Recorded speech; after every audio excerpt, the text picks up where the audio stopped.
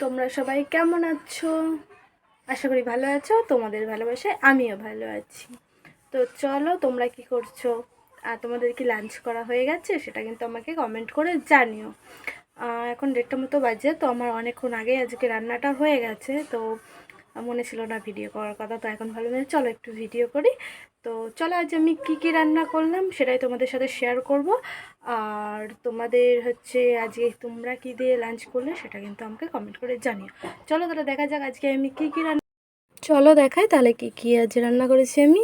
এই যে প্রথমেই আছে এখানে 1 হাঁড়ি ভাত, আর কি রান্না করছি সেটাই তোমাদের সাথে শেয়ার করছি। এই যে এখানে আছে তোমার আলু, কাঁচা কলা দিয়ে মানে কই মাছ, তারপর এখানে কি লাটা মাছ, তারপর এখানে কি পুঁটি মাছের ঝোল আছে।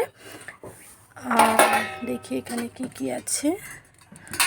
এই যে এখানে আছে ছ্যাঁচড়া পালং শাকের, আদা জিরে দিয়ে আরও মশলা দিয়ে করেছি। তো তোমরা যদি ছ্যাঁচড়ার রেসিপি চাও আমাকে কমেন্ট করে জানিও, আমি তোমাদের ছ্যাঁচড়ার রেসিপি দিয়ে দেবো।